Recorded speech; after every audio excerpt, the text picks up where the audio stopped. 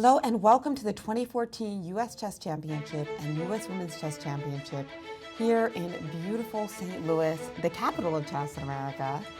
We're in the Central West End, right across the street from the World Chess Hall of Fame. There's going to be a big event there tomorrow. We're at the St. Louis Chess Club. We've had these events, the U.S. Championship and the U.S. Women's, for 6 years running. And we are past the midpoint in this tournament and things are really heating up.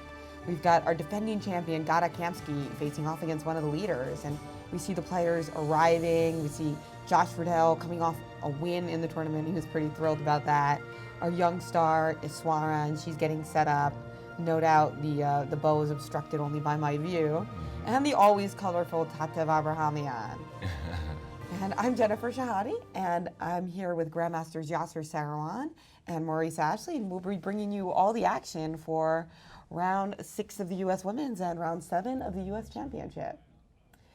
Let's see the men tied at the top of this competition, not what you would expect, Alexander Lenderman and Varuzhin Akobian, both with 4 points after 6 rounds.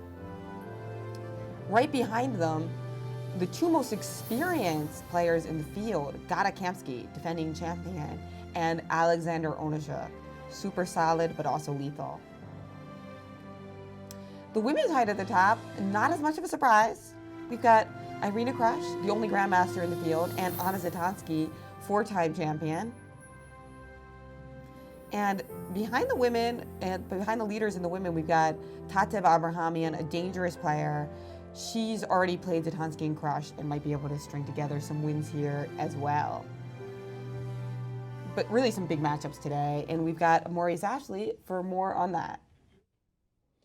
Indeed. Now that we've crossed the halfway point, the players can begin to think about the finish line, but they have some powerful matchups today they have to face off against. Certainly the top board to look at is Kamsky versus Lenderman. Lenderman has never defeated Kamsky, at least not what we've seen in our database to date. Kamsky and Lenderman have fought quite a bit, but Kamsky has won at least 4 times that we've seen, at least in serious competition. So Lenderman has his hands full against Kamsky today. On the women's side, it's got to be a tale of the horse race between Krush and Zatonski. They are both tied right now. They have key matchups in round 6 and 7 before the critical matchup in round 8 when they face off against each other, a game that will probably decide the ladies' championship. So big matchups today, players getting themselves in line for a stretch run at these championships. Back to you, Jenny Yaz. Well, let's see, are we getting news yet? Not quite, but one game that I'm really excited about is Robson playing with the white pieces against Varuzhin Akobian, because the last time these two battled in the championship in that opening, Robson won a nice game with white in the pen of Botvinnik. Exactly. Some great matchups. Akobian obviously tied for first, playing black against Ray. That'll be a big challenge. We've already mentioned Kamsky's. He's playing also a co-leader, Alex Lenderman.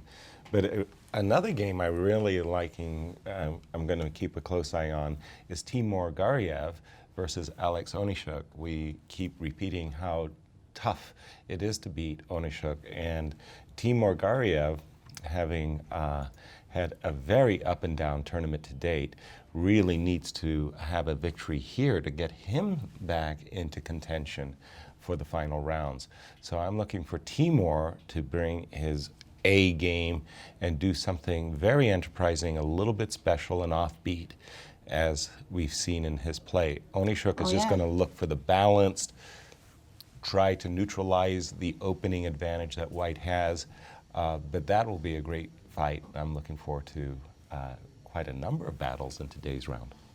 That's right. I'm interested to find out whether Akobian will play the French or the Caro-Kann. He seems to switch off between those defenses. What do you think he's going to do against Ray? He played the Caro-Kann against Ray in 2012. In 2013, in the Chicago Open, he played the French.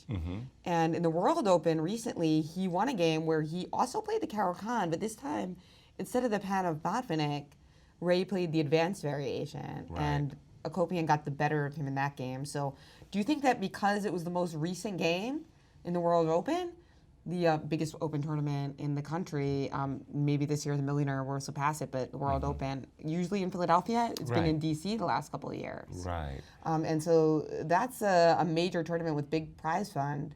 And I wonder if Virgin will try to remind Ray of the bad memories, or do you think he'll go with his, French, which he's loved for even longer? Right. When you have two really excellent defenses that you rely upon, like the Caro and the French, basically it's a kind of a coin toss. And like you say, you're trying to steer your opponent into positions that is going to make him most uncomfortable. Just like you say, just because of the recent experience, I would probably have a bias expectation that VAR would go for a Caro-Kann. So your money's on the Caro. Well, but not by much. I mean, again, You're not betting me on a sushi roll again? No, I'm losing all my sushi. I would say it's about 51%. 51%. Wow, don't go out on a limb there, Yasser. I know. But what would really be very, very surprising is if VAR and his second Gabriel Sargassian prepared something extra special. That's and why a you don't real want to give surprise. me an even money bet, because it could be more like A Berlin. 49-1. Right. Got to keep the big in Subconsciously, mind. you're a hustler. Yeah, there you go. And Subconscious hustler. I think that's a good book title. Subconscious hustler. Okay. Cool. We got some poker faces already, speaking of hustling. Lenderman, Kamsky. I think actually our international arbiter, Carol Drecke, is going around asking the players, tomorrow's a free day, and today we have a special outing. It's really nice. The St. Louis Chess Club always likes to do special things for the players here, and tonight there's a Cardinals game. Right. So the players, they get to go to a box and eat nachos, all sorts of delicious food, and socialize and talk about the game. While enjoying, I'm not going to say the Cardinals are the baseball capital of the United States, but certainly one of the greatest fan bases of support here in St. Louis, and the Cards. This is a baseball town. Well, apparently I'm dressed for the occasion. You certainly are. Red. Very good. Also Philadelphia. Very much so. I'm thinking more what Gada Kamsky's going to play. Now, Gada has had a very, very slow event. He is at +1. A victory today, bang, he would become a co-leader. He's been quiet, almost like resigned in a certain fashion. He spoke very pessimistically about his chances of repeating as champion. So today is absolutely crucial.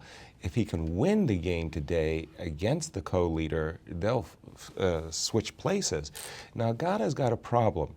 He likes closed positional maneuvering, but he's white, and he really needs to get an advantage against Lenderman. With only the exception of yesterday's game, Alex Lenderman has been his opening preparation has been spot on. So here I'm actually expecting Gada to play e2, e4, and to really press with the white pieces as hard as he can, because he knows he's got to win today to climb back into the race. I love that prediction. So you go from 51% into this very bold prediction of a 1e4. I would love to see Gada do that, and I think Maurice has some thoughts on that prediction. Indeed, pretty dramatic. I think that you're probably right, Yaz. He wants to go into a sharper line to really test Lenderman. The last time they played in these championships, Gada won on his way to winning the title. And I want to show you a position where he played a beautiful move on move 42. This was the position he had with the black pieces, and he played the move knight to g3, attacking the bishop on f1, of course, with the knight and the rook. And it was impossible to defend the bishop, and also impossible to take the knight, because of simply rook takes on f1 and then king up and mate. So he won a piece after knight to g3. Lenderman tried to struggle with rook to g8, taking this pawn, but after knight takes f1, king g2, knight to d2, Gada was an entire piece up, and Lenderman had to resign, not wanting to test the technique of the current U.S. champion. They have begun, and it looks like you would have won that bet if you had taken it. Jen, he has started with a ready system, as quiet, cool, quiet as possible. possibly realizing that Lenderman's preparation has been so majestic this tournament that he doesn't want to test him in any of the main lines. Back to you guys. Slight disappointment for me because I thought that Gada would want to really come out of the starting box, with a kind of a sprint-like mentality, but it is his style, his Python-like style of just maneuvering and bringing his pieces into excellent position. So the ready system is a good choice. I'll just Not only were you wrong, you couldn't be more wrong. I couldn't be more wrong. We also couldn't be more wrong about Robson and Kobian. Because? Because Robson played 1 to d4. Wow. That's big what I'm surprise. showing here on the board. Exactly. I mean, Robson playing e4 in most of his games. Does that look like a dark square to you? It does. It looks like d4 to me. d2, d4, the white pawn on d4 square. But this is interesting that he's challenging Var in the queen pawn. Var is very solid in his Queen's Gambit declines positions. So remember the game against Gariev where he made a fool of himself in the opening only to dig in and eventually even win that game. So to think that he can outplay Varugian in a queen pawn is a big surprise. Well, this is just a big surprise in general. E4, just aggressive attacking player, Ray Robson, switching to d4, probably because he prefers to play against Sicilians. He probably prefers playing against c5, e5, and somehow he thinks that these Frenches and Caro-Cans are more solid, and he has a little bit of trouble with them. Remember Bobby Fischer? We've been showing his puzzles, and he didn't like playing the French against the French either. No, he never really did overcome that particular opening problem. Distaste, yeah. He distaste. Kobian, interestingly, is taking his time on his very first move because he's thinking to himself, okay, Ray has played d4 for a reason. I usually play a queen pawn defense. Where is Ray trying to hit me? Right, and can I trick him? Because he doesn't usually play d4, so is there exactly. And if I play e6, will he play e4? Right. So if I play c6, will he play e4? So I think it was pretty smart for professional decision here for Kobian to think about it. Maurice, what do you make of this, the biggest stage, switching up from e4 to d4? Well, I'm impressed, quite frankly, that Ray Robson has decided to deviate from what he normally does with e4. You could almost bet 90% of the time, if not greater, that he's going to play the e4 move. These gentlemen have met 12 times, at least in serious competition that we have in the database. They've met 12 times. Ray has had white 8 times out of those 12. In all 8 games, he's played e4. In the last 4 games, he's had white that they've contested against each other. He's played e4 all 4 times. He's defeated Kobian twice in those e4 lines. So it's not easy to say that he doesn't want to see a Caro-Can or a French because he's actually defeated Kobian 2 out of the last 4 times. Kobian defeated him, though, 2 out of the last 4 times, those being Frenches and Caro-Can. So they have battled. They're completely familiar with each other. I think when the move d4 landed on the board, Kobian was certainly surprised to see this move. But now he's just saying, well, my preparation for e4, d4, whatever it is sound. But he's got to have the element of surprise against him, at least at this moment in the championships, at least in this position in the game. Back to you guys. Thank you, Maurice. I couldn't agree with you more. And from Kobian's point of view, he's simply saying, okay, I'll play my first defense, the Queen's Gambit declined, and let's see what you've got prepared. The game that I'm keeping my eyes out on is the Timur Gariev Alex Onishuk game, because I did expect that Timur would want to do something a little bit different, a little bit enterprising, and we have a hybrid system. It's a Nimzo Indian defense, knight c3, bishop b4. Let me just take you through the opening so you can see what I mean. All of these moves are very, very common at the elite level. Knight c3, bishop b4. The bishop obviously comes to pin the knight against white's king. My favorite response has been queen c2.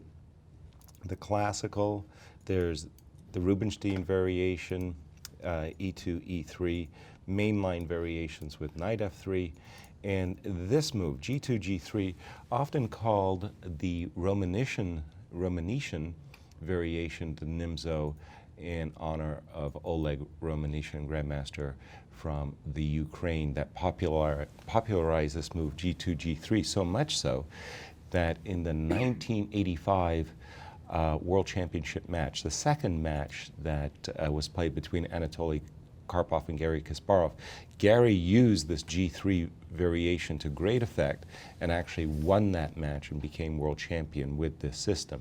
So the idea behind G3 obviously is not only to fianchetto the bishop on the G2 square, but simultaneously to prevent black from playing those queenside fianchettos, Queen's Indian type of positions with B7, B6. But at the same time, I mean, a lot of times in Nimzo we play against the C4 pawn. Well, precisely. And this is not considered to be one of the most testing lines against the Nimzo, and yet Onyshuk, already taking his time, wasn't expecting this. Well, I think, like me, he probably felt that Timur was going to come with something a little bit offbeat, unusual. We saw the hippopotamus that sent us yesterday in frenzied discussion. The defeated hippo. But you're absolutely right. One of the things in the Nimzo Indian is this pawn on c4 can become quite weak. The most aggressive, or let's say challenging, move to the G2, G3 is C7, C5. And we could see, for example, this variation. And again, notice how this pawn on C4 kind of stands out a little bit here. We've seen Queen C7, and there are lines where white gambits this pawn. Another attractive, and I like to do this as black myself, another attractive option is once you've got in the move C7, C5, and knight F3, these two moves are included. I like this counter-attacking move, knight on F6 to E4, putting pressure against this knight on C3. One of the reasons behind this move C7, C5 is you can swing your queen out nicely over here to A5, increasing the pressure against the knight, and there are a lot of variations that go like this. That looks kind of fun for black. Yeah. Yeah, we should point out that a pawn takes c3, queen takes c3, snags the rook on a1. You know, this is kind of a typical thing that happens in the Nimzo, especially when white plays some of the slower lines, like bishop g5 or g3, that you kind of place that immediate pressure on c3 and e4. Exactly. Kind of what we saw between Lenderman and Shanklin from yesterday, where black got great counterplay and eventually created a weak pawn on c3. Sam won that weak pawn and then dragged Alex to his doom and caused him his first defeat in the championships. But let me see what Alex actually decided on his defense against g3. Alex Onyshuk, that's right. Yeah. You know, we have two Irenas and two Alexes. I know. So normally we have more than two Alexes. I think this is kind of like a dearth of Alexes, right? Right. Usually we've got, Alex Ivanov, perhaps. Alexander Who else? Shabalov. Shabalov, of course. Alex Yermolinsky. Yeah, just, Alexander Ivanov. I mean, we got lots of Sashas. So usually we could be talking about six people. Here it's either Onyshuk or Lenderman. But hey, they're leading the tournament. So. Right, exactly.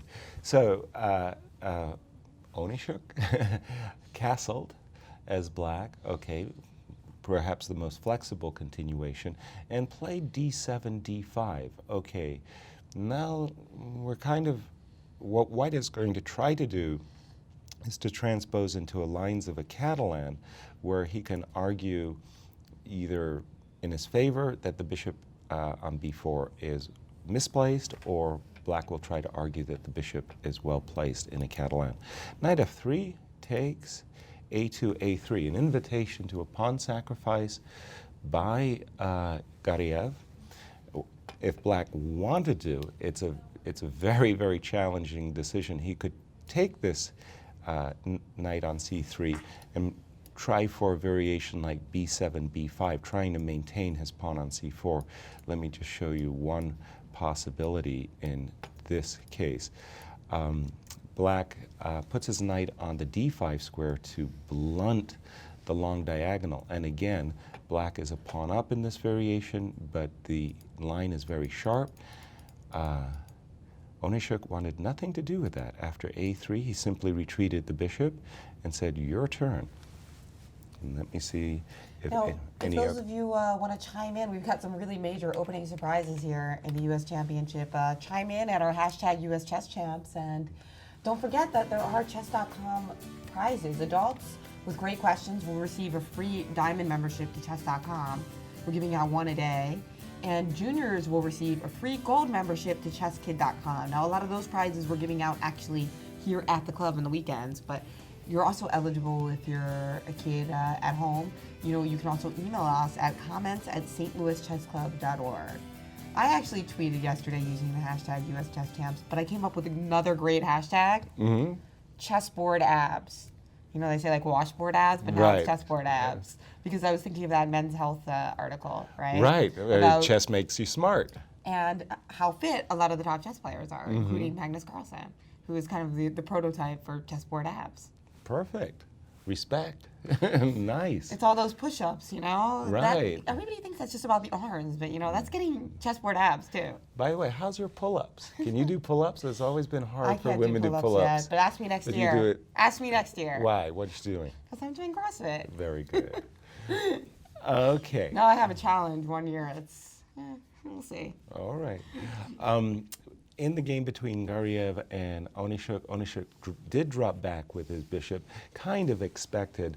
The normal variation for white now continues knight e5.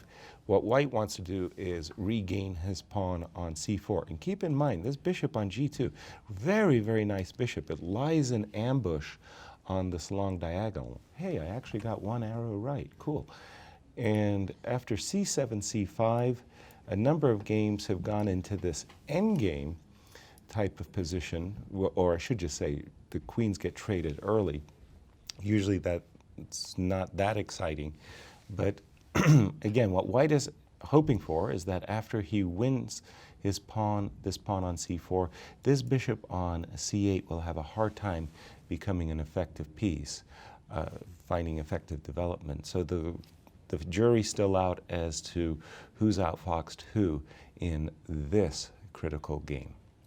Well, we also have some great questions coming in our hashtag US Chess Champs. One comment actually that Timur looks great today in bright red. So do you. Well, Fishing for a compliment, are we? remember Friedel yesterday? He wore black and white checks, so Right. not that chess players are superstitious. But we have a question actually about chess in the schools and chess curriculum. With all the data showing the benefit of teaching chess in the schools, what are the chances that the U.S. will follow countries like Armenia and make chess a part of the national required curriculum? Ryan Harbson on chess.com. What are the chances? Well, Ryan, first of all, thank you for the softball question, because that is actually what the mission of the St. Louis Chess Club and Scholastic Center is all about, is bringing chess into the classroom. A lot of success across the United States in using chess as an after-class activity, with a lot of resistance in terms of bringing it into the chess curriculum, into the curriculum as an in-class activity. Okay, so you know it's an uphill battle, but again, the studies, the empirical evidence is so obvious and compelling that we are making inroads. And as other countries, for example, the European Union Parliament, thanks to an initiative launched by Garry Kasparov and Silvio Danailov, the EU Parliament in 2012 passed a proclamation encouraging chess in the 28-nation EU to bring chess into classes. So slowly, we're getting there, and the initiative here in St. Louis has been really spearheading that recognition. Nice answer, Yasser. I was just going to say yes and 100%. Oh, very good. There you go. I mean, you have a lot of details. Yes. Yes, Ryan. We got another question from somebody who clearly is inspired by my jacket and wants to start fire, because he asks, what increments are being used and do you guys think they should be dropped? I think this guy's following Maurice Ashley's Facebook page. Right. 150 comments, something like that. Well, Maurice actually started a firestorm, but in truth, he's absolutely right.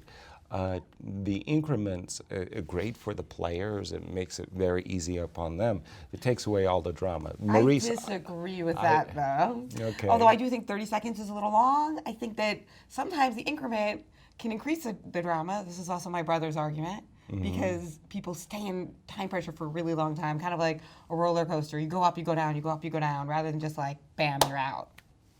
But Maurice, do you think they should be dropped? This softball question from Craig Harrison on Twitter. Well, I don't know, Craig, you probably are following me on Facebook, and you know that I believe that increments absolutely should be dropped. In fact, right now, as we speak, I'm dropping them from the Millionaire Chess Open because I didn't think about it carefully enough when we first put that out there. So yes, increments don't make any sense to me except for the players and the arbiters, most importantly. Yaz, your argument, I think that you went back to the historical reasons for the increment, and that I think is very compelling. A lot of players don't realize that the increments really got instituted because of the arbiters. They were tired of trying to figure out what happened at the end of time controls and making sure that players wrote down their moves. And so when they heard increments, they were like, yeah, this works for us. This works really well for us. But the players don't necessarily like increments. Some players do, the ones who don't manage their time very well. They love it because they get the extra 30 seconds. It's like, great, hand me 30 seconds, gift me as I'm in time pressure, save me from my own lack of time management skills.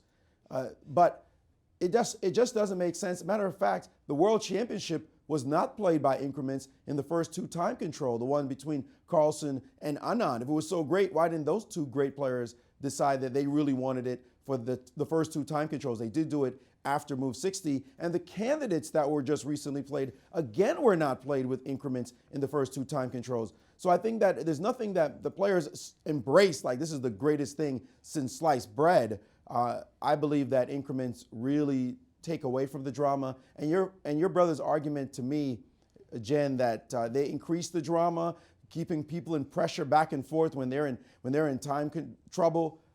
Most players who favor the increment do not like that argument. And they don't think that's any good. They're like, what do you mean we're going to be in time pressure and in and out of time pressure constantly? That is not why they argue for it. They argue for pure chess because that's what we all play, is pure chess. One thing's for sure, we're all in agreement. We'd like to make the game more exciting, and we should keep trying new things. And the U.S. Championship's been doing a good job of that.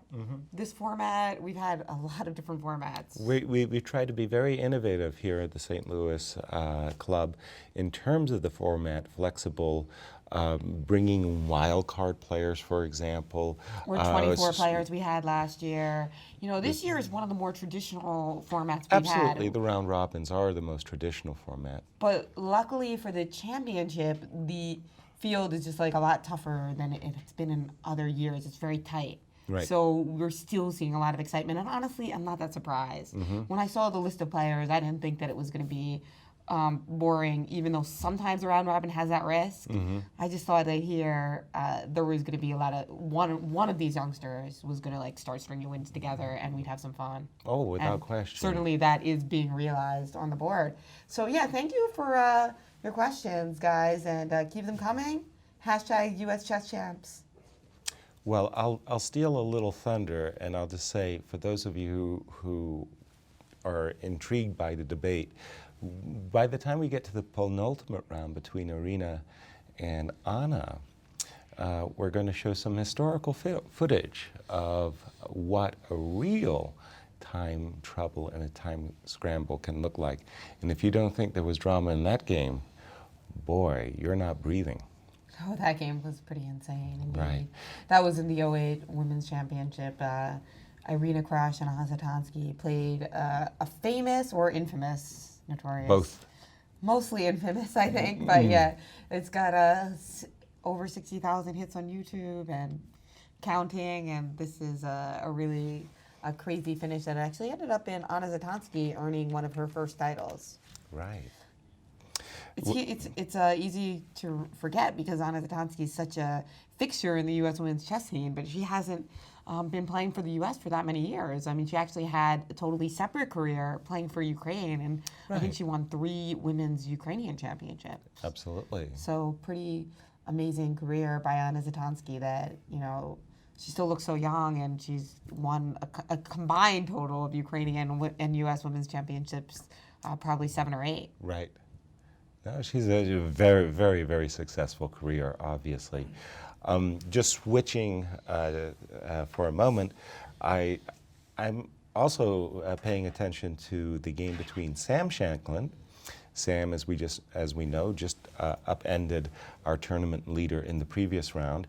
He's playing against Daniel Naroditsky, both players from the West Coast. Daniel essaying his usual King's Indian defense. Let's just quickly go through that, the moves of that game.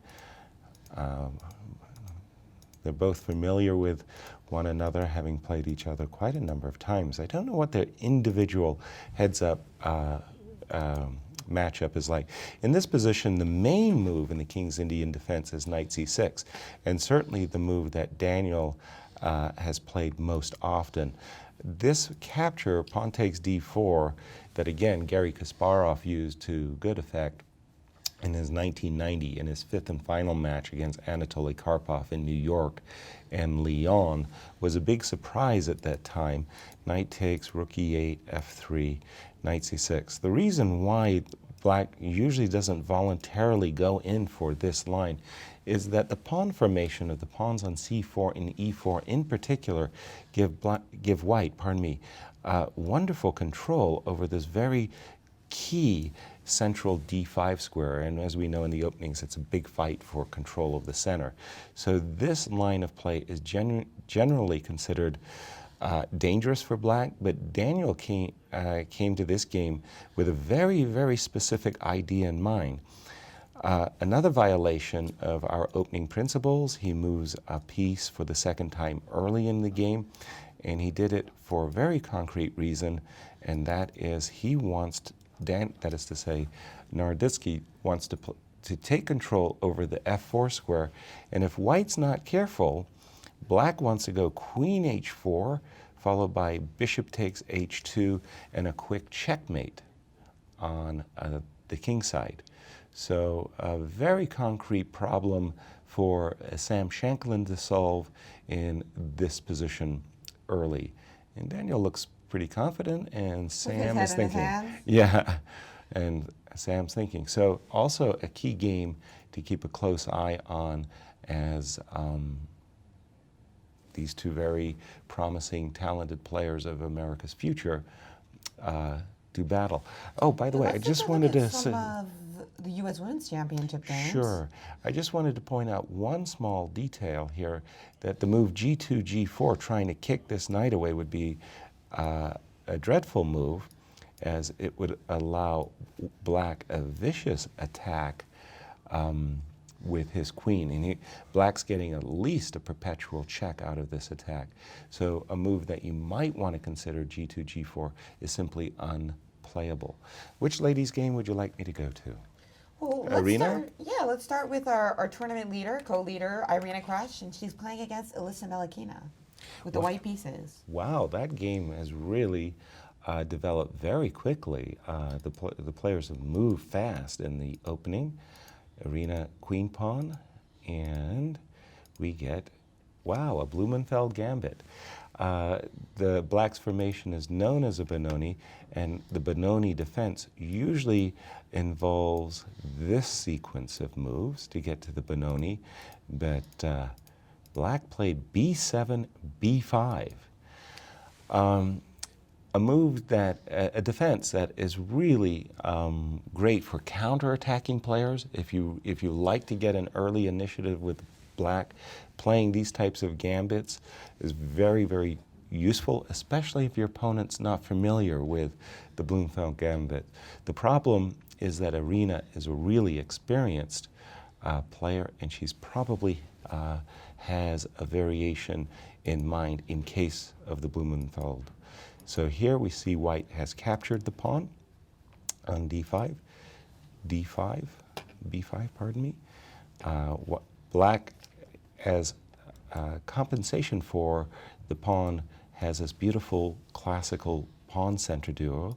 So clear compensation at the moment, and e2, e4 by Irina. Attacking black in the center, d5, d4, attacking the knight on c3, e4, e5, and things are really getting sharp in this game early. Black decided to move her knight back. Notice that in this particular position, if you take the knight, white is really happy with this queen trade. First of all, black loses the right of castles, and secondly, black's pawn structure is really an ugly-looking pawn structure here. So there's no reason for black to voluntarily go into this poor position. No, that doesn't give much compensation. No, it does not.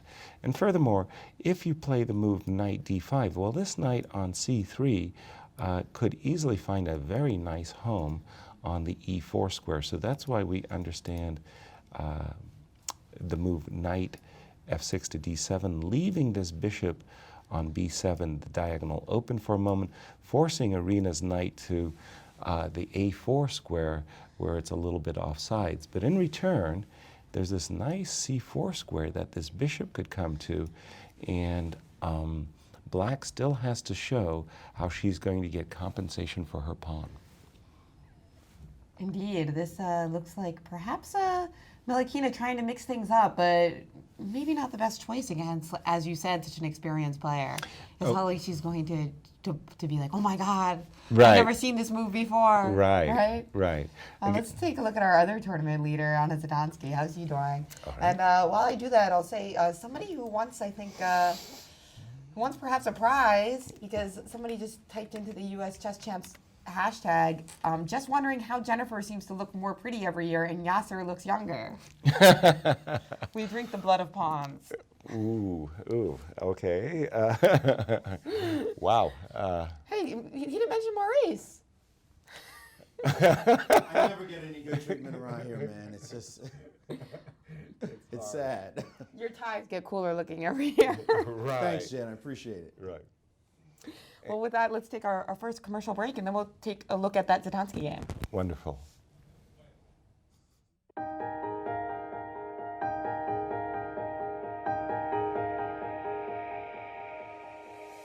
Be surprised. Be intrigued. Be delighted. The World Chess Hall of Fame in St. Louis is nothing you'd expect and everything you love. 3 galleries highlight the history, culture, and creativity behind the game. Explore chess in ways you never imagined. It's a one-of-a-kind cultural institution where rare artifacts and world-class art play together. The World Chess Hall of Fame. Mind, art, experience.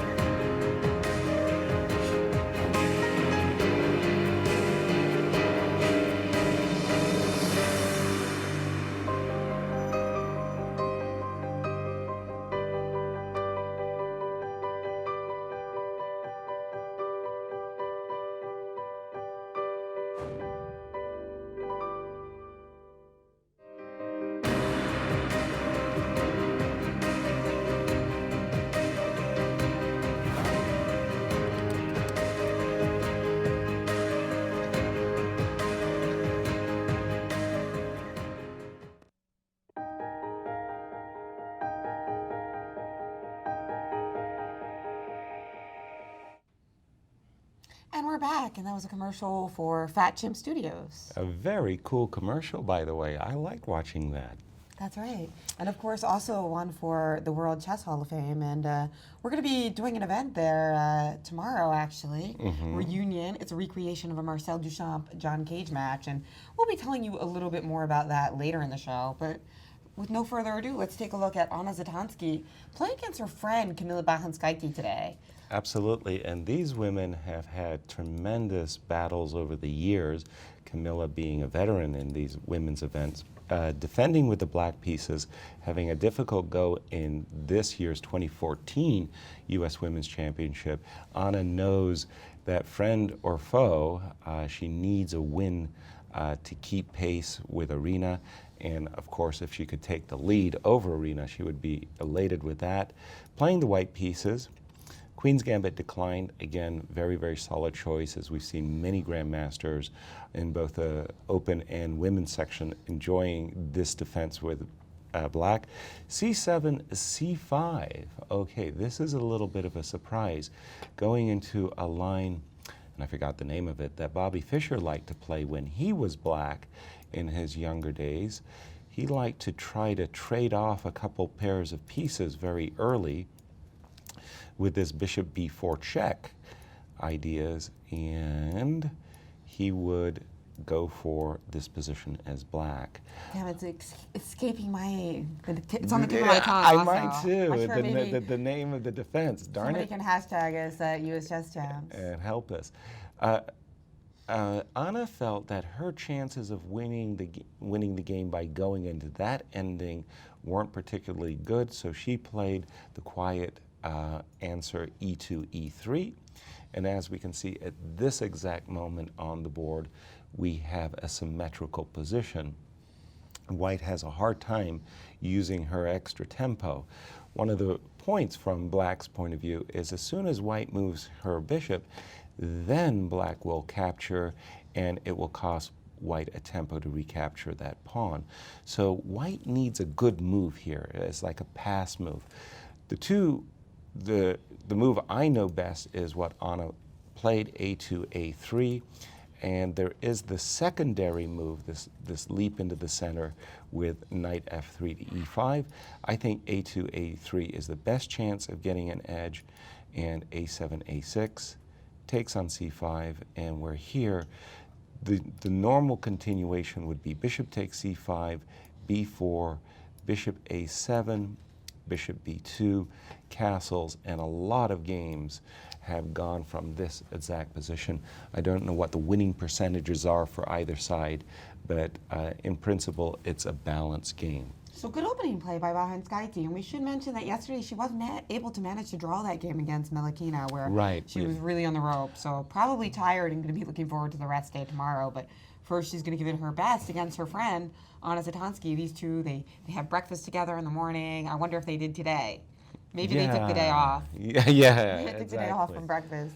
We've got a Maurice Ashley with actually a game that really intrigued me in the U.S. Championship. Not one at the top of the standings, but we got to look at our Knight or Sicilian. Of course.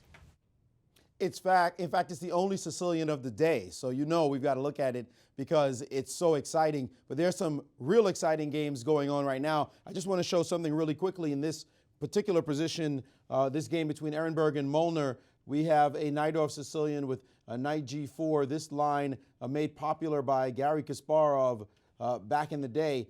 So this line going up to this position, bishop e6, queen d2, just developing pieces. We see that black has compromised this side of the board just a bit, but it's right here that it gets interesting after the move queen a5 and a3, defending the pawn, castles, and now we have castles on opposite side of the board, and white played the move h4. Now this one's saying, I'm over here, you're over here, I'm trying to get at you with my pawns. I'd like to switch to a position. I was only able to find 2 games in this line. Let me see, right here. Nope, it was right here is the other game. This game played previously in Moscow in 2001 between 2 lower-rated players, but really interesting finish. The way white won this, it actually was because black didn't notice this move coming up.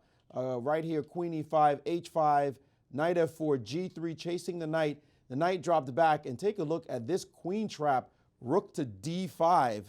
Suddenly the queen is trapped in the middle of the board. If it moves to f6, then simply rook f5, and the queen has absolutely nowhere to go.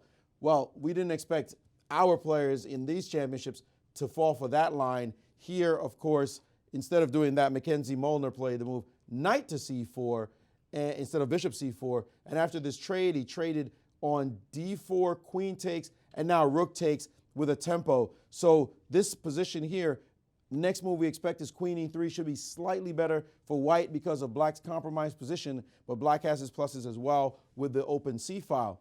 Jumping to another game, though, that actually is much more interesting than this one is this position, if I can, oh, here we go. Shanklin against Naroditsky. Now, this one had a crazy position. They came out of a King's Indian, I believe.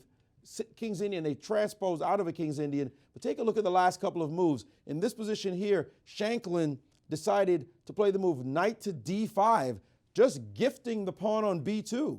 And you wonder, well, what's the deal? And after bishop takes b2 attacking the rook, Shanklin played g4 on the other side of the board. Well, of course you can't touch this rook because this position could end up to be really bad after queen takes on a1. And suddenly if you move the knight, you can't put it here because the white queen and knight are attacking it. And if you put it here, then bishop to h6 and your dark squares are toast. Knight f6 check coming whenever he wants it. This position is horrible for him. I mean, you have to throw something in the way, maybe rook e5, but after bishop takes, king takes, f4 is not looking comfortable, to say the least. So after g4, Naroditsky had to drop back with this move, and then rook to b1. Wait a second, I think he played, yes, rook to b1, attacking the bishop, and now the bishop had to retreat. It is now on f6. And the computer is saying compensation, the B file, the dark squares, he can take this whenever he wants. He has C5 as threats, a crazy position without any stability because the pawns are crazy for white and he's down a pawn, but he's got tons of activity. So this position is definitely heating up. So early we see two games, the Sicilian and this one that Shanklin has, and he sacrificed the pawn. He knew he was sacrificing the pawn. He's committed the move G4, and now he's thinking about it. Interesting chess right now in the championships. Back to you guys. Well, thank you for that, Maurice. Provocation at its best there by Daniel Naroditsky. He provoked his opponent into playing knight d5, sacrificing the pawn. But now he's going to have to face a very dangerous initiative by white. And great. It's going to be a great battle. Indeed, and you know, you were talking the other day about how you love Garry Kasparov's facial expressions. Yes. And how most of the players here are more poker face, more stoic. I think Shanklin's a bit of an exception. He has some pretty awesome faces. He does. In fact, the chess base in the report of this tournament used, and Chess 24 too, they used the picture of him in the game yesterday because it was just awesome. Right. He looked real mean. Yeah, that down-eyed. Mean in a totally understandable chess way, not in a human being way. Just kind of similar to Onoshokyo. He looks like such a tiger on the board, but in person, sweet as can be. Absolutely. The guy who had the greatest glare of all times, of course, was Michael Tal, an absolutely marvelous human being, but at the board, an absolute killer. And he had this, he had the glare that I just can't even bring myself close to duplicating. But when he stared at you, when he made this intent look upon you, you really had the feeling like, uh-oh, what did I do wrong? I'm trying to make a glare here. It's hard though. It's hard to do it just like at the screen. But yeah, I guess it's a good thing for people that, you know, chess is an excuse to hate somebody for a few hours. Yeah, don't be hating, Jennifer. Not really hating the person. But we got something from Maurice in another one of our games, Ramirez and Friedel. Indeed, some wild chess going on this round, guys. You brought up Mikhail Tal, and here's a position that was a tactical idea that was featured in one of his games. Check out this open rear Lopez that Ramirez is playing against Friedel. And in this position, black played the move after rook e1, the move d4, almost trapping the bishop. And after bishop to f4, he played g5, trying to chase the bishop away, maybe pushing into the g3 square. But guess what? In this position, Ramirez decided to sacrifice the bishop. And after bishop takes, bishop, knight takes on g5, you got to wonder, what's the point of this idea? Isn't that a whole piece? Well, hold your horses, because this does happen in many variations, or at least in one specific variation of the Real Lopez, where in this moment, white can play the move queen to f3, down a piece. Looks like he's sacrificing another, but there's tactics down here with these knights, queen c6 check to the rook. And right now, the only way to defend the knight properly, remember, this pawn is hanging to this bishop. If you move your bishop back, then you're sensitive, let's call it sensitive, on this square. After a bishop takes f7 check, where do you put the king? And now this e-pawn turns into a beast going down the board, and black's position is blown up. So black's only option here is actually, or reasonable option, let's call it, is the move king to d7. And here white can continue pace with the move bishop to d5, and suddenly the knight is under attack, cannot be defended. If bishop takes bishop, of course, queen takes on d5 with check, and one of these knights, if not both, are going to drop. So a really interesting sacrifice right here, the move g5, lighting up the chessboard. I wonder if he anticipated this sacrifice coming back at him, and now white is currently up a pawn for the moment. I don't think he can even avoid taking this knight back. Having walked into the line, he's now got to deal with the fire. So really interesting games starting already here at the championships. Guys? All right. That you're committed once you've played the move g5. I'm sure because this idea of the sacrifice is so very well known from Michael Tal, and that the players are familiar with it. I know that Smyslov also liked to play the black side of the open Rui, as of course did Viktor Korchnoi. And these lines tend to be very tactical, very sharp. And so it's going to come down to who is better prepared. We have a monster game going on board one between our defending champion, Kamsky, playing what we call the King's Indian attack, but with the white pieces. Wow, so you were kind of right in a way. Alex Lenderman. Because remember in the Kamsky-Lenderman game, you predicted 1e4. Right. And then I laughed about how you couldn't be more wrong. And we've did transposed G3, now we directly. transposed to an e4 opening. Exactly. You get this out of the French as well as the Sicilian, this very, very position that we have on the board. Now, and what it do you is make wild. of this pawn on h6? Because on one hand, it's great because it sets up potential checkmates, and on the other hand, it's so forward that it kind of interferes with white pieces attacking and getting a minor piece attack going. What do you think? A positive or a negative? Positive. Positive. We'll see it in just a moment. Let me show our audience how we got here, because they have played very quickly. The game started in a slow fashion. White, Gata, just built what I call a fortress position, fianchettoing his bishop, putting his king behind the bishop. I used to love to do this as a kid. It was described to me as the fortress formation, and it became a favorite in my games, castles. And we're right back into a French defense, close French position, knight c6. And so what black is doing is getting an edge over here on the queen side, but white, thanks to his pawn on the e5, gets a pretty nice, he gets to press in the center.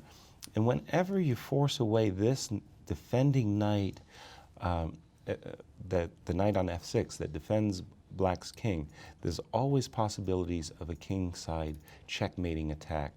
Knight f1. All of these moves are have been played before, very familiar to those of you who have studied Bobby Fischer's games. This was a favorite attacking line that Bobby liked. Now, Bobby liked to hang back a little bit with this move h5. What Bobby liked to do first of was to maneuver this knight to g4. Right, to get those minor pieces in. To get the minor pieces in, as well as to keep this pawn on e5 really, really nicely defended. And then at the right time, sometimes you want to trade dark square bishop. Gata just went for it right away. He played h5, a4. Again, you see black gaining space over here on the queen side. No, the reason this has such a different character, and I think that Bobby liked this as compared to other lines of the French, is that we don't have a pawn on d4, so there's not as much easy counterplay for black. Of course, there's counterplay, but it comes a little bit slower. Like, you're not going to, you know, win my pawns on a2 and b2 and c2 so easily. It's going to take you some time. Right. So, in a sense, Jen, when white has a pawn on d4, it's a target. With the pawn on d3, it's harder for black to get concrete counterplay in the center so quickly. So it's Kamsky Kamsa. The pawn on d4 I like as well. Right, because now we do have a bigger difficulty defending e5, which is, of course, the crux of our position. We lose that, we lose everything. Everything goes wrong. So there goes Gata charging down the board. Now this pawn on h6, at times, you know, it can be interfere the way of white's attack. Like white might think, if it was my move in this position, I would like to play the move bishop on c1, captures h6 and bring my bishop into the attack. Allowed. But that's illegal. That's just a small detail. But so sometimes the pawn on h6 can interfere with white's attack, but on the other side, the pawn on h6 greatly restricts black's king. And you always have this uncomfortable feeling that there's lurking threats, like there's a danger to your king. But then the question is, how does white really increase his advantage now? Because, I mean, obviously knight h2 to g4, but then what? Well, exactly. Queen then d2 what? to queen to f4. Like, you see that kind of maneuver sometimes happen, trying to get that queen into the game, but... Well, exactly. So the point is, this knight on h2 desperately wants to go to g4, and from g4 to take an additional hop, skip, and a jump to the f6 square, where it would be tremendous. But at the moment, black has two defenders of the f6 square. First, the knight on d7, second, the bishop on e7. So I would anticipate that what Gata would do is to play first bishop f4, and then, I don't know, I'm just going to put a move on the board for a moment, rook c8, queen d2. So what white is trying to do is he wants to maneuver his knight to g4, he wants to move his bishop to g5, remove this defender of the f6 square, and to maintain a kind of presence, if you will, over on the king side. In the meantime, black has to be very careful that he doesn't misplay his hand on the queen side. For example, there are times when you play c4 too early, and after the move d4, if you don't get in the counter-attacking move c2, c4, c3 in just the right way, what can turn out that your whole exercise on the queen side is a complete loss of time, and white will have a tremendous position. So a real clash of styles going on in this crucial game to our standings in the 2014 U.S. Championships. Yeah, we couldn't ask for more, especially after we see knight f3 and g3 in the first moves. Right. We thought it might be super quiet, but a very interesting positional struggle I think we'll see here. So that'll be fun. And let me just go and see what's happening in Robson Agopian, perhaps? Yes, exactly. That's another big game today. Our other co-leader, and it looks like a Catalan has appeared on our board. Ray Robson playing the unexpected opening move d4 as white. Var went for his standard Queen's Gambit decline position, saying, what do you, Ray, have prepared? And g2, g3. It's kind of becoming a popular move to fianchetto our bishop.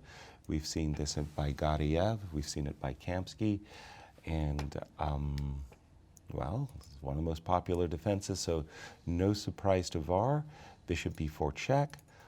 Very standard move in the Catalan. It looks at first blush that you're giving white the extra tempo, bishop d2, but what black is really saying is that your bishop's actually misplaced on d2, and that's why we're seeing this check and retreat. All right, after castles, c7, c6. Notice that black just clogs up the center with this clump of pawns in the middle of the board to keep the bishop on g2 blocked. So it's not an effective bishop. Queen c2, defending the pawn on c4. Knight d7, all very, very standard moves seen many times. Funny, Ray gets the tempo back here. He plays bishop f4 back to c1, knight d2, b3, and we've seen many, many games from this position. Usually bishop b7, bishop b2, rook c8, rook c1 or d1, c6, c5, queen b1. We've seen a lot of these games. They're real trench warfare kind of games, and I have seen a lot of draws come out of this opening. Unfortunate, sad to say. Okay, so you think Balanced that position. not quite exactly what we were hoping for in this game, but as we've seen in the championship, you never know when a game's going to blow up. Exactly. We don't know, and they're just building up. Maurice, share some thoughts of your own with us, please. Talk about a game that has blown up. Well, we saw the sacrifice on g5 in Ramirez versus Friedel, and Friedel did take the knight on g5, and queen f3 move was played. So just going back just a quick second right here, after that wild move, g5, right here, g5, and then white sacrificed on g5, and then bishop takes and knight takes, and then now we see queen takes happen. And after queen to f3, Friedel had a very good continuation. He could have played very solid according to the computer. King to d7 would have been a nice line to play here. And after bishop to d5, it would have been no problem at all to just play knight takes on e5, attacking this queen that's defending this bishop. White would have a counter blow, rook takes on e5, queen takes, and now you could take the rook in the corner. But in this position, the computer says, cool, calm. Just move your king off of this sensitive check square, out of that square, and white can't keep the initiative going. Rook e1 is not playable. Black always has pressure on the back row, maybe even play rook g8 coming down this way. So this position should be okay for black. Easy for Houdini to say. Friedel, after seeing queen f3, didn't like those lines, moving his king up the board, king d7. You're definitely not taught to do that in chess. Instead, he played the move knight to d8. And this is the position that Ramirez is thinking about. This line Houdini doesn't like because of queen takes rook, queen takes knight, and now this rook to d1. And there's pressure on the d pawn all the way through to the rook, to the knight on d8. So not so great a position for black, it seems, in this moment, having chosen not to go for the sharper line, bringing the king into the game. He might face some difficulties, but you see there Ramirez thinking about the position, trying to figure out if he should just grab that rook. Back to you guys. Thank you, Maurice. Yeah. How deep do you think their preparation is here?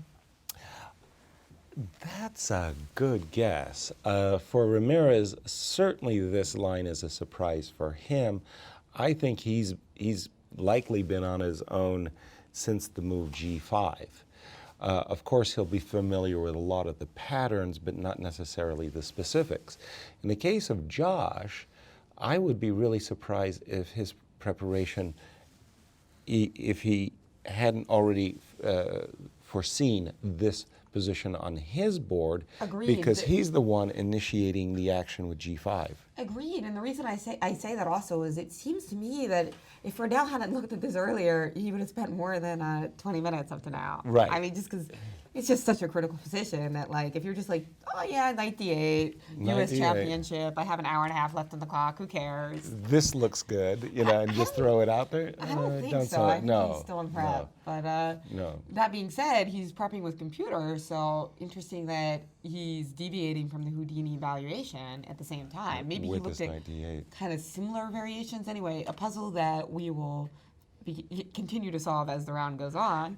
And by the way, in this situation, when you're in Ramirez's shoes, you have this very unpleasant feeling, this unpleasant sensation that your opponent has out-prepared you somehow, and you're fearful that you're going to fall into a specific line that your opponent has prepared, and you end up double-checking and triple-checking your calculations to be sure that you're not being ambushed. You do have this unpleasant feeling of surprise in the opening. But yet the position is looking okay for white in that variation that Maurice demonstrated. So we'll keep a close eye on this one, and we are going to take our first commercial break of the day, our Fisher commercial break of the day. Oh, we right? get a Fisher puzzle. Yes, that's right. So you guys, you got another Bobby Fischer puzzle to solve during the break. So we never want to let you rest too much, right? You got to keep thinking throughout the whole broadcast. We'll be back in just a bit for more from the U.S. Championship and U.S. Women's here in St. Louis.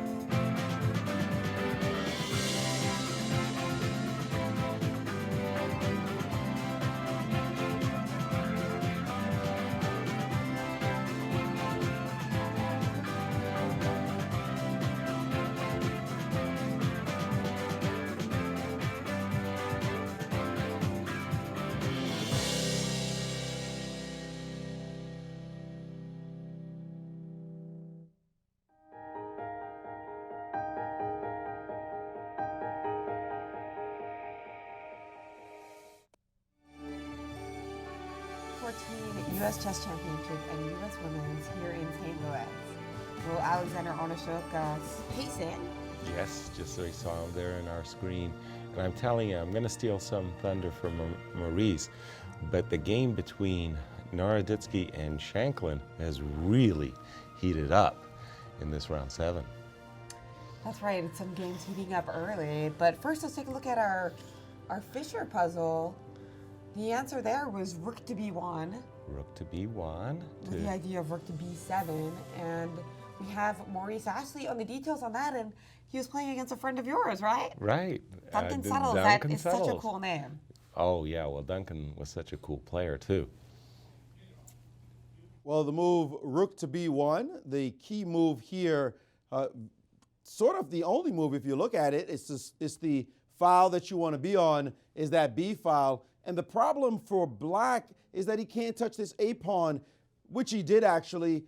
But if he leaves it on the board, he's in big trouble as well. So he decided to play queen takes a4, and then Fischer dropped a hammer down with the move queen to f8. And the main point of rook b1 was revealed. It wasn't to play this check and see what could happen. It was to put a rook on b8 and mate the king. And that move ended the show. After rook to g7, rook to b8 with the threat of queen to h8 mate. Black was desperate now, just tossing a pawn to g5, and here came the checks. Queen h8, king to g6, and now queen to e8 with check. And now what do? You don't want to drop your pawn here by moving your king, and also the e6 pawn is going with check, and just throwing moves out. Now he played rook f7, and suddenly rook to b7 appeared, and that was all she wrote. So a powerful victory by Bobby Fischer, I'm sorry, Yaz, over your good friend Duncan Suttles. But Fischer used to do it against everybody's friends, for sure.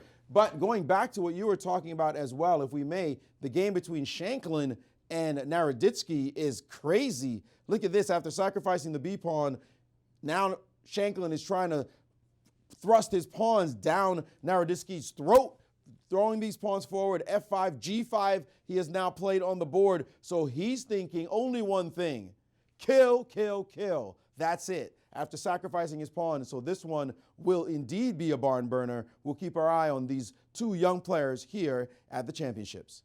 Back to you guys.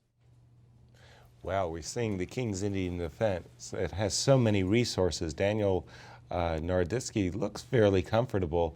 His provocative play, he grabbed this b2 pawn early, gave white a lot of tempi to go for this kingside assault. Houdini isn't buying it at all, by the way. It thinks that black is doing just fine, but it is a frightening looking attack. I'm thinking that Daniel is probably going to just simply play a move like b7, b6, anticipating f4, f5, and knight c5. Daniel calculating the variations in his mind.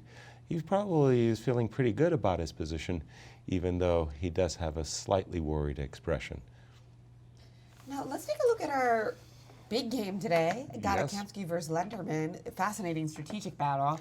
Yes. We were a little worried that it might turn out to be dry, but instead we've got two competing strategies, one on the king side, one on the queen side. You know that usually is bad news for the king, but not always. No. Sometimes the black gets that queen side breakthrough as well. So it looks like black has kind of mirrored white. We talked earlier about the pros and cons of getting that pawn to h6. Right. And you talked about how Fischer sometimes started with knight h2 to g4. Kamsky has gotten his knight to g4 anyway, but what interests me is Lenderman has achieved the mirroring move a3, which locks down white's pawn, and now the pawn on c2 is a potential target. Oh, absolutely. Black will do everything in his power to double and triple his major pieces on the c file to tie white down to that pawn on c2. That's right, because if you do it twice, we'll probably play rook to e2. So just Right. like rook to c8 and queen to c7 will be well enough met by rook e2. But Gada's got to be thinking, how does he break through on the king side? Because it's clear that Lenderman has this open c file for his play. The question from Gada's point of view is, can he ever achieve success in conquering the square f6. Well, it sure seems pretty well defended. I was thinking of something like queen to d2 to queen to f4, kind of maneuver you sometimes see in the French, but the thing is, even in that case, the f6 square is well defended. So here, Gata actually just played a move which looks a bit strange. He actually retreated his knight back to h2. So let's puzzle that one out. Wow. Well, again, is that an admission that his position's not that good? No, it's a closed position, so there's a big maneuvering game ahead. From Gata's point of view, there is a structural defect in the position from Black, and that is Black has these double pawns on d5 and d4. So in Gata's mind, if he as White could win this pawn on d4, that would be a great success. So his idea with the retreating move, knight h2, is actually he wants to come with his knight to f3, attacking this pawn on d4. And on a very good day, he could do it first with the move queen g4, because now the g4 square not being occupied, the queen could potentially come across here to d4. That's right. Getting the queen into the game is so key. That's why I was trying to go queen d2 to f4. Right, right. Actually, but here you like this because now you're putting extra pressure on d4. Well, it's all about calculation. One of the moves that Gata was likely considering was, like you said, if you want to try to activate your queen, you could go queen f3 with the idea of queen f4 on your next turn as well, right? But one other benefit, I do like very much Gata's move, by the way, knight h2. Another benefit of this move, knight h2, is that in case you're not able to capture this pawn on d4, you do have the maneuver rook e2, knight f3, knight e1. Keeping to defend the c2 pawn, yeah. For sure, and forever and ever, amen. Because I was kind of worried about the timing here. Like, suppose we play rook c8 here, so okay, maybe you can't play queen g4 right away. Well, and so, exactly. And if you play rook e2, it blocks your path to right. G4. So I thought that might be kind of annoying, because if you play knight f3, then that also blocks your path to g4. True. I was thinking that what White would do was play a move like bishop f4, and if Black played queen c7, putting instant pressure on the pawn on c2, by developing my bishop out of the way, I make room for this move, rook c1. And now when you play queen g4, you might be thinking at some point about playing bishop to g5. Right. And thinking about occupying those dark squares. Exactly. Another simple approach is to play queen to d2 to bishop to g5, knight to f3. So a definite battling of ideas here. Who's going to get there soonest with the mostest? Is White slow maneuvering on the king side going to pay dividends, or is this pawn on c2 really so handicapped that Black's counterplay on the queen side decides the game? Wow, we've been seeing a lot of good, nice retreating knight moves, right? Yesterday, knight b1 decided for Delgarev, and here Kamsky playing this knight h2 move, which can't be the first candidate for most chess players. No. But Maurice actually has something for us in a game that is not as much about maneuvering, I believe, a little bit more of a slashing game in the Women's Championship. A critical game for the Women's Championship, because Irina Krush is trying to keep her lead alive, or at least tied with Anna Zatonski. She wants to make sure that she doesn't slip back in this round, but she might have already slipped up in this line. We saw Blumenfeld start this line off, and Alyssa Melechina not doing great in this tournament, but yesterday she had a game against Kamila Baginskaite where she played a Benko gambit and had a winning position on the board and missed it. So these kind of positions she's used to, gambiting the pawn in order to get counterplay. So she likes this as Black, and she got into this line, and here she goes, playing the move a6 a la the Benko gambit, although we're in a Blumenfeld. And in this position, Houdini preferred the move b6 for White here, but instead White captured on a6. And after knight takes, bishop to c4, knight back to c7, she played the move b3. And now Houdini is saying, believe it or not, down a pawn is Black at the moment. Black's better. Houdini likes black in this position. All the play on this side that black will have. Black will also someday get a knight on the d5 square, which will be a monster piece, always threatening to come into c3. But Houdini is saying, just play simple chess. Just play bishop e7 and castles, and black will have a dream position. This bishop on this wonderful diagonal cutting through the position. This is going to be trouble. If I had this position, I'd want black for sure. You just look at it, all those great open lines. It's the kind of position that's attacking players' dream. So I think that as calm as Irina looks right now, in a few moves, she's going to start wondering what she did to get in this situation in these championships. Back to you guys. Wow, that is really a surprise for me that Irina didn't play the move b7, b6, because that move, b5, b6, pardon me, stuffing black's counterplay on the queen side, it just begs to be played. I'll agree with Houdini big time on this one because I really like Malakina's b7 bishop, and when she gets a safe king after castles, Irina is going to have to face some serious threats, both to her king side as well as her center. She has played the move bishop f4 in response to the expected move bishop e7, and now castles comes with a tempo against the bishop. Let me just bring that position up on our screens. I was going to go to a different game, but this one is certainly an exciting battle, a pitch battle.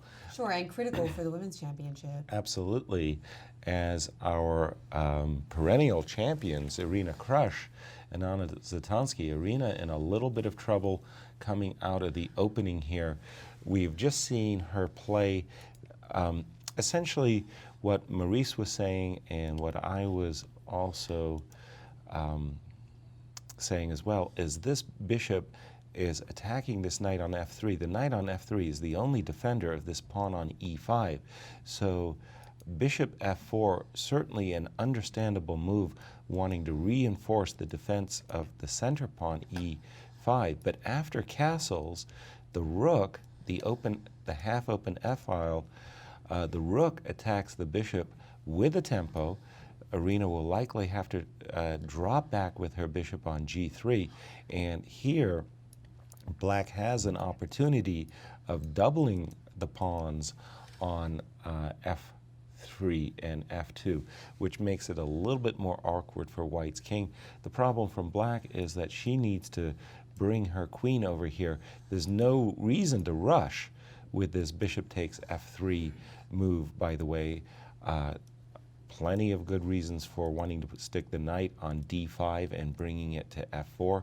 But I like these creepy crawly moves of just bringing the queen to a powerful position over here on the king side, trying to generate threats.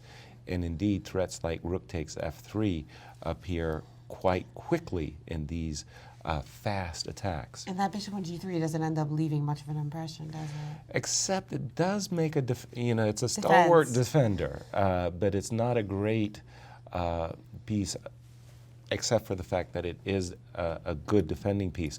Another standard idea that we see in such positions is exchange sacrifices. Time and time again, we love these types of exchange sacrifices. What black is playing for bishop takes f3, Irina is going to have to go into a defensive huddle like bishop e2 to keep the pawn on f3. Keep in mind that bishop is in an ambush for that rook, so you can't advance the f-pawn. And then after a move like queen, f5, castles, rook f8, black's game in a certain sense plays itself. The bishop on g3 could also be a target for an h5, h4 idea. I know Maurice. This looks like a lot of fun, the queen coming to h3. Exactly. This is not a lot of fun for white. White wants to get the queens traded ASAP, but Elisa, of course, will not be happy about that. We'll avoid queen trades for sure. And again, I don't know if Irina is aware of the approaching danger, but 5, 10, 15 moves down the road, her king could get into real trouble. Great. This game and the women's championship is really getting exciting. Yeah, so with two players tied at the top, and Not having an easy time of it, even with the white pieces. And last time we checked Bahanskaiti Satansky, that game was also balanced. Right. Wait, guys, if I may add, there's one weakness that the champion has shown, Irina Krush. There's one weakness is underestimating her opponent's attacking potential. She said it herself, that sometimes she gets in trouble because she thinks everything is hunky-dory, and then all of a sudden her position is under heavy assault. So that could be an issue in this game. She may have or may not have misjudged this position. Maybe she's still fine. Houdini certainly likes black's opportunities here in this position, but these are the kind of things you'd expect Houdini in this kind of position to misjudge closed positions, not this kind of open position. It sees tactics like crazy, but then again, Alyssa is no Houdini. So she still has to find moves and figure out even the attacking lines that you talked about, Yaz. But she's got to be happy with the kind of position she has, because these kinds of positions are the ones she plays for, sacrificing a pawn for active initiative. Guys? And also, let's be clear, Alyssa's a big underdog in this game. She's playing black against a 5-time champion, and so why not go attack mad, do a little sacrificing, mix it up early, and put the pressure on her opponent. She has castled. I am anticipating that retreating move, bishop g3, and then the big money move. Will she come up with rook takes f3, forcing Irina Krush onto the defense? Well, I think she's considering it. You know, it's kind of, it pops up at you. But Oh, will definitely. she play it? Will she play it? Does she have faith in her attacking ability to really put pressure on Irina? I pulled up the game between Sam Shanklin and bishop g3, very quickly played by Irina. I pulled up the game between Sam Shanklin and Daniel Noroditsky once more, because this is one of those games where I like provoking my opponent to try to go mad hog on the king side. Daniel's got a pawn in his pocket already, and now he's just got to figure out how he's going to handle this initiative on the king side. I'm thinking that Daniel should start with the move b7, b6. The reason for that move is, first of all, you want to blunt the pressure against the pawn on b7. That releases the bishop, not that it's going anywhere anytime soon. But another reason why you want to play that move is because after, for example, f4, f5, the knight takes up a beautiful outpost on the c5 square, which, by the way, from the c5 square, the pawn on e4 is under a double attack by both rook and knight. And this is a game where Sam could really be falling on his own sword here in his attempts to getting an overwhelming kingside attacking position. He may go too far and find himself suddenly in trouble. That's right. We've got some early action going on in that game. Let's take a look at Kamsky Lenderman. Okay, we go back to our board one, and by the way, Gata is going to be happy with the outcome that we're seeing here. Remember, we were talking about his desire, that is to say, Gata's desire to trade dark squared bishops.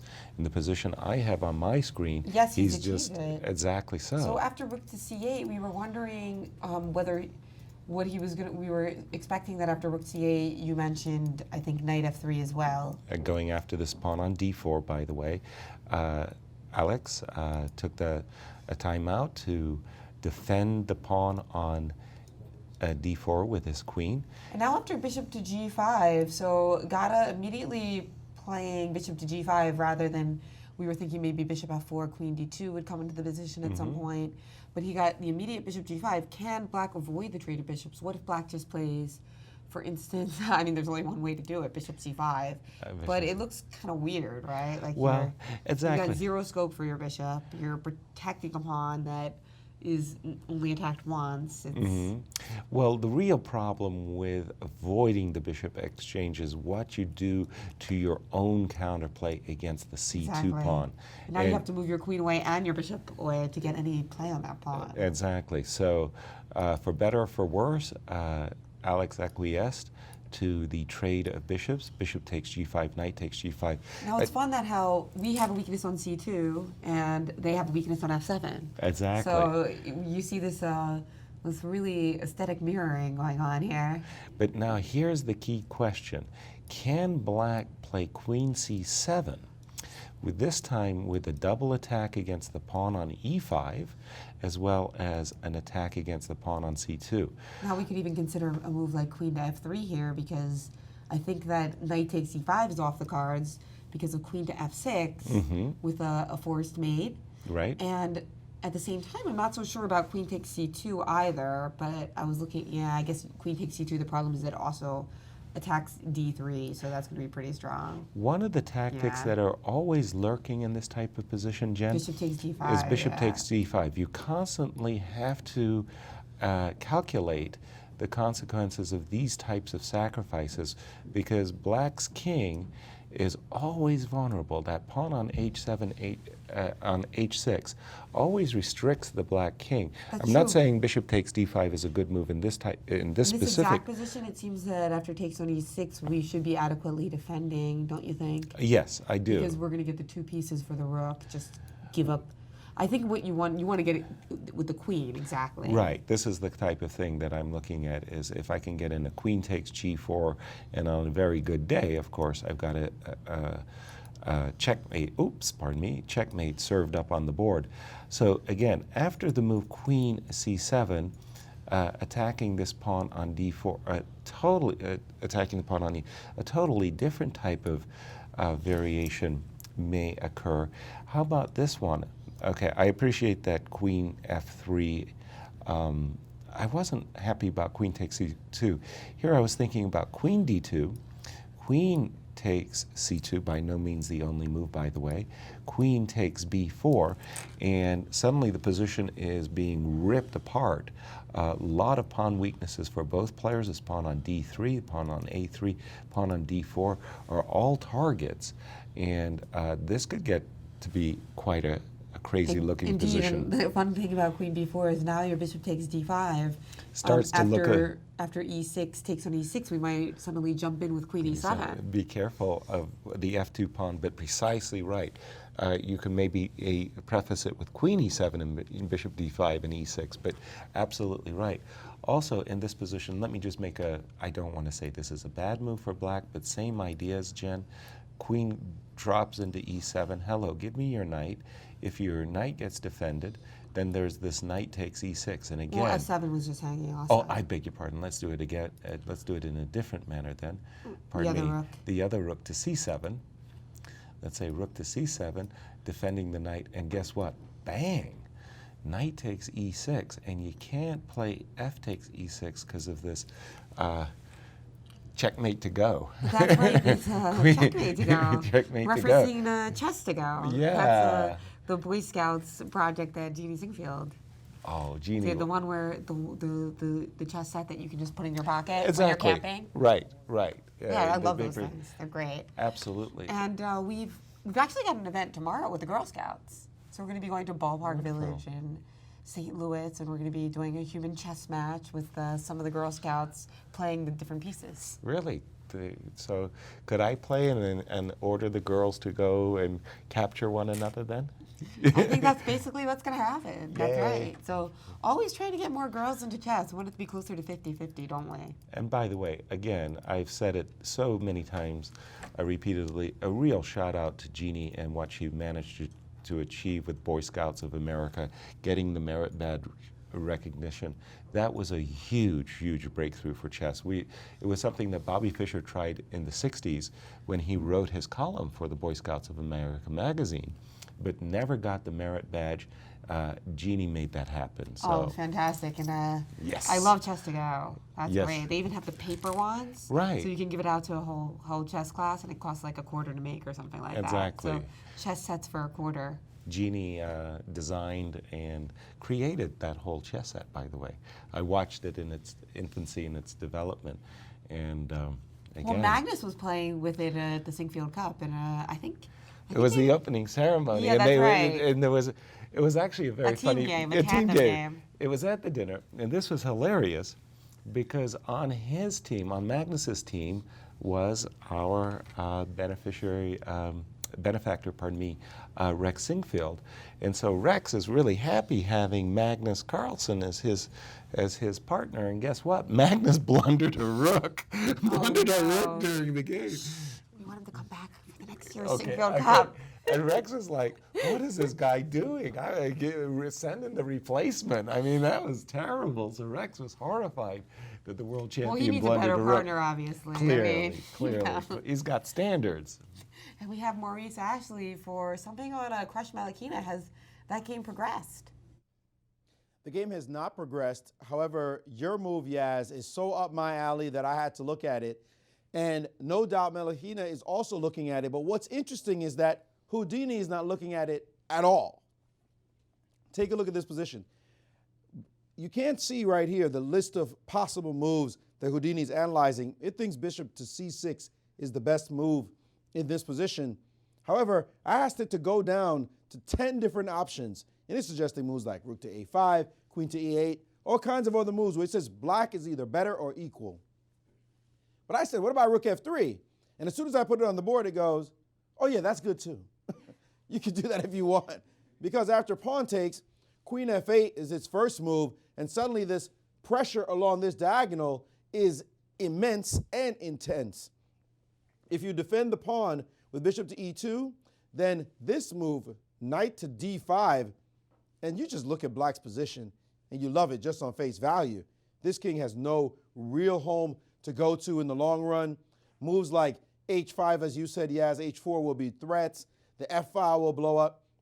This sacrifice is certainly possible for black, giving black multiple options here to be able to attack white's king or at least put pressure on white's position. So the exchange sack is certainly an interesting move.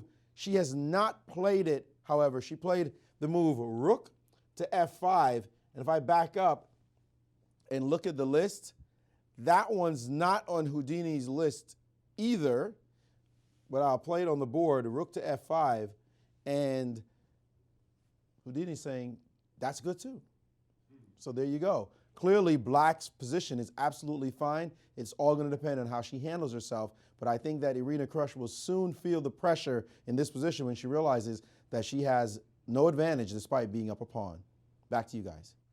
That's right. And, you know, Irina Krush, earlier in her career, used to be famous for getting into massive time pressure. But yesterday, in her interview with Grandmaster Maurice Ashley, she said, you know what, I actually don't get into time pressure that much anymore. She solved it. Right. But when she doesn't like her position, she does. Right. Which is kind of just a natural and oftentimes logical reaction. If you play too quickly and you just play quick moves even when you don't like your position, then, you know, you're going to lose. Right. So I think the fact that she's already used a lot of time, she's behind Alyssa on the clock, and a lot of those moves were opening moves, shows that just like yesterday against Tatev, she's not that happy. No. And we might see another type of time scramble as we get towards the time control, and that's not good for her, although yesterday she found a lot of good moves versus Tatev, despite having very little time in her clock. Her clock ticked down to, I think, about 5 seconds in one And particular still playing moment. these accurate moves like King H7, you know, just saving the day. Right, exactly. So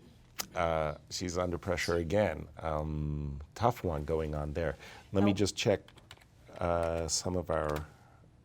Okay, we did not see, by the way, that very aggressive move, Queen C7 with the double attack that we've been mentioning in the Lenderman Kamsky game. Instead, we saw this normal, I'm not going to say applauding move because it definitely fits with the whole concept that black has, which he Lenderman, wants to do, of course, is to double rooks, putting pressure on that pawn on c2. And as you were saying, there's a mirror type of Reciprocity?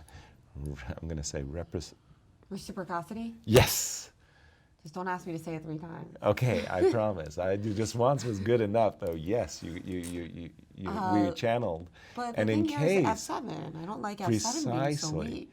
rook c8. If you go after my pawn, well, I'll go after this f7 pawn. But isn't that a good trade, C2 for F7? Big time. White will sign up for that one in a nanosecond. Well, and that's why if you have a queenside attack inherently it's supposed to be a little bit stronger than the kingside attack. Precisely. Right? That's why, you know, So- in the King's Indian and things like that, it's kind of like white's getting there first, but black's going for checkmate. That's okay. Right. So I'm thinking that after rook c1, which is it's just kind of a prophylactic move. Which allows you to keep that queen on d1 open to f3. That's why earlier we were looking at rook e2, which in a way looks more harmonious, but not with the queen back. We want that Right. queen in the game. Right. Just by defending the pawn on c2, I'm kind of releasing my queen. One of the things that always troubled me when I got myself, and I often got myself into these positions as black, by the way, was the bishop on a6. On the first hand, you might look at that bishop and say, okay, well, it's on a nice diagonal, blah, blah, blah. But the reality is that both bishops are not that effective. The strange part is that in these types of positions, white's bishop on h3, on g2 may not look as effective, or they both look like passive bishops. But the reality is that this bishop on h3, on g2, can sometimes pop out to h3. We've mentioned the bishop takes d5 sacrifices. And so this bishop on g2 is far more effective than the bishop on d3. And black could... Bishop on a6, you're thinking that bishop d3 is almost never in the cards. Never in the I cards. mean, it's a very rare tactic that would exist. Exactly. Only if we moved both our queen on d1 and our rook on e2 away. Which exactly. seems unrealistic. Exactly. But, you know, the interesting thing is that if black could change that bishop on a6 to a knight, think about how different the position would be. We'd go knight c7, knight b5, knight c3. And that's why they say that in closed positions like this, the knights really favor the bishops. Right. So I bet you were a pretty good bug house player, huh? Sort of like you ask your opponent, give me a knight, give me a knight. It would be great. Give me a knight. Hustler. So exciting things still going on there. And I'll check some of the other top boards. We haven't seen Ray Robson in a while. And the game still looks fairly balanced here. I was saying that the problem for this opening for white, it's a really kind of a slow maneuvering game, and we have seen a trade of pawns. For those of you who are wondering, this queen on a1 looks like it's buried on the queen side, but this battery that we're seeing along the b2 diagonal, a lot of elite grandmasters have played for just this type of queen on a1. Instead of leading with the queen, you lead with the bishop. Again, I'm seeing that game is a little bit too balanced. I don't expect any fireworks in that game. How about Irina's main rival, Anna Zatonski? How's she doing against Kamila Bahanskaite? Good question. I'll come right to that in a moment, but I'm looking at the game between Timur Gariev, your man in red. Yesterday you were channeling Josh, Riddell, yeah. and Josh won. Or so they're channeling me. Maybe the fashion statements work out for Timur. Well, that's right. You know, actually, who lent me these jackets? Well, yesterday's jackets and this one. Susan Barrett at the World Chess Hall of Fame. Oh, the fashionista, really? yeah. Oh, fantastic. Okay. So she's the guilty party. Okay. Oh. But let's see. This game has really exploded. Like, what the heck just happened? These very strong players, and crazy things have happened. How did that knight get to? Okay, so Well, we were we're talking about way how back that here. bishop on g2, this started off with an IMSA with g3, and we were discussing that the drawback of that is that c4 ends up hanging in a lot of variations. Well, Timur said, come and get it. Well, Timur said, you keep it. Instead of going after the pawn on c4, he played for the center pawns d4 and e4, and Alex said, well, I will keep my extra pawn. And by the way, now that this pawn is on a3, that b3 square is not adequately defended. So in he went, knight b3. The rook slid over. Didn't want to lose an exchange, obviously. And c7, c5, trying to break up the nice team in the center. d takes c5 was played. Knight g4. Okay. Things definitely getting exciting suddenly here. Knight g4. attacking the bishop. The bishop stepped out. Knight takes c5. e4, e5. Wow. Okay, Alex traded queens before Timur had a chance to avoid that trade. Queen takes, rook takes, knight d3. Well, black's a pawn up, and he's saying, hey, I would like a second. h2, h3, driving the knight backwards.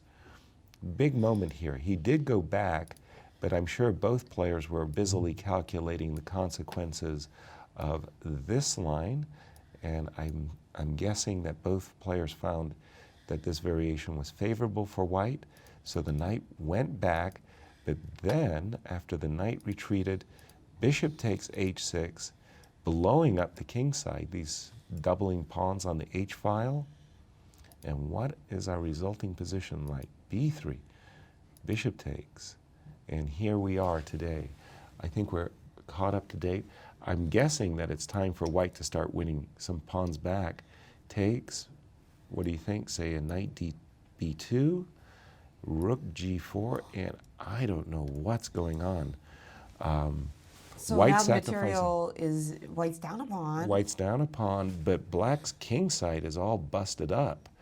And rook g4 check, knight Pieces f6. look just totally in disharmony for black. Right? Knight e4, knight f6 check. If we talked about Kamsky trying to land a knight on f6 or take command of the f6 square, and white's got clear ideas.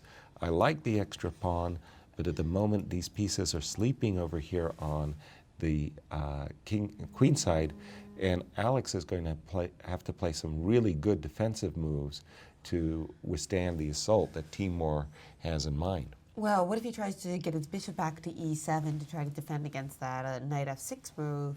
I'm a little worried about that knight on b2 as well, because it doesn't have a lot of squares to retreat to. So let me make sure I've got the accurate position on my this board. This is the actual position right now, actually. Oops, I've got the wrong. Sorry, apologies. I typed in. And so this is the position, knight b2. So you were just saying, hey, wait a minute, this knight looks a little bit overextended, so rook d4. So we can't really go rook a1 because then just knight takes c4, right? Because even rook a1, the idea would be to try to loosen up that.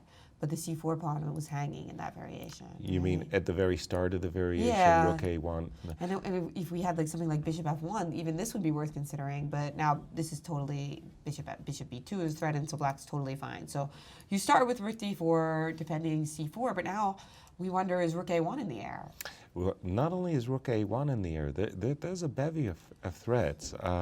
Knight e4, knight f6 is the first line that would definitely get my attention. There's so many checkmating patterns that we can achieve as soon as we get our knight to f6. And what's even worse is that when you play knight e4, you're also threatening the more subtle, just instead of just mating, you're also threatening rook a1 and rook a2, perhaps trapping the knight. Exactly. So you've got kind of a really gross threat there, because after rook a1, the bishop would be forced to move back.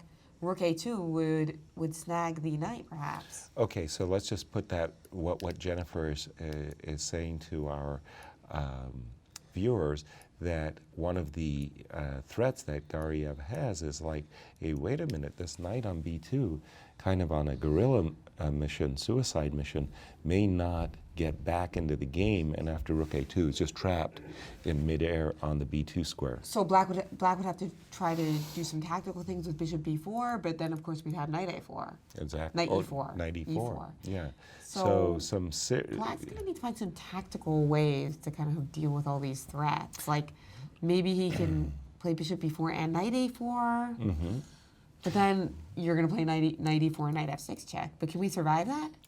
Well, do keep in mind that when you put these two pieces on the same rank as the rook, you just have c5. I got a little nasty surprise for you there with c5. One of these pieces, well, you could play a5. Yeah. It's true. No, then I won't bother about it.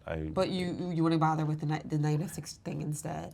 Yeah, I would bother with the knight f6. So I'm looking at this move, rook d4.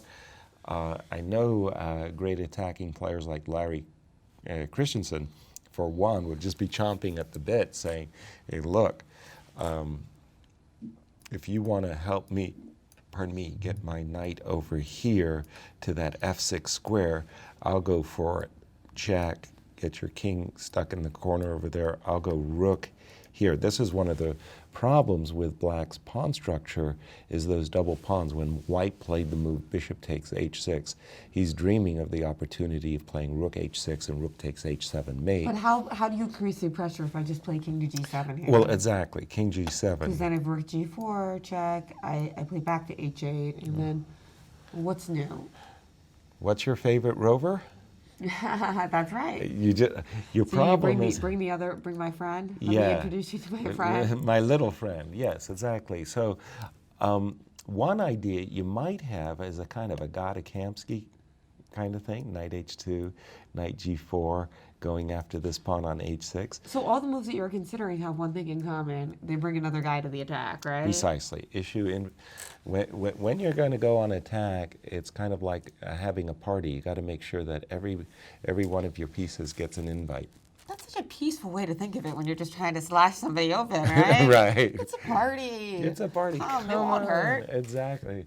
At least not for a long time. I mean, if the attack's successful. So I see great compensation here. Great compensation. Yeah, this looks like Onishuk is going. Onishuk. Onishuk is going to have to find some wonderful defensive moves. On the other hand, that's what chess is all about. If you find all of those moves, that extra A pawn could very well carry the day for Onishuk, because it is passed. If there are defensive moves, he's usually up to the task of finding them. So. No kidding, no kidding. He is really remarkable. And we have a pawn capture in the Kamsky Lenderman game. C2 has fallen. So let's see what Kamsky's attacking ideas are. Okay, well, it looks like the pawns are just falling down like dominoes. So is there some checkmating ideas? How do we get here? Okay, so when we have left it, the bishops had just been traded. Rook c6, queen came to d2, queen came to c5, knight dropped back to f3. Again, God is kind of basically saying, I'm going to play a move like queen to f4 and to try to win this pawn on d4, also with rook c1, by the way. Alex Lenderman captured the pawn on c2, breaking through on the queen side, and I would anticipate that queen takes b4 was Gada's idea. And by the way, it looks to me like these pawns on d4 and a3 are really vulnerable. I spoke badly about this bishop on a6 a moment ago, but the problem from Black's point of view is he can't take right away because of this knight fork. Queen takes, and white would win the exchange and the game. So once the knight comes to d4, that's just going to be terrific, actually, for Gada. That's right. So instead of bishop takes d3, we would have to consider the other capture, queen takes d3. Okay, after queen takes d3, pause here for a moment because new possibilities are opening. I'm always on, sorry to say it, I'm a nice, quiet, positional kind of guy, but in truth, I'm always looking for an opportunity to sack my opponent's king. And that move, queen e7, I don't think I could resist playing a move like queen e7, even though I could go after this pawn on d4 with the mundane rook d1. That move, queen e7, really does capture my attention. The idea is, first of all, is what are you going to do with your knight? You can't move your knight because, again, it's a checkmate to go with this pawn on h7, h6. So instead, you have to actually protect the knight. You have to protect the knight, but that's not so easy either for Black. There's not that many moves that do it. Yeah. Rook c7, I c1. I see rook c1, and guess what? Remember when Black's dream was to have firm control of the c-file? Well, guess what? It's going to be White's turn to have control of c. I see this position as going splendidly in White's favor, and I don't think Lenderman is going to last in this position. So he's got. Well, this looks kind of kaput. Yeah, he's facing a real challenge here to come up with a move that will keep his position in. Well, maybe he's going attack. to try to trade queens or at least stop queen to e7. So instead of capturing on d3, All right, we'll go retreating back. the queen to c5.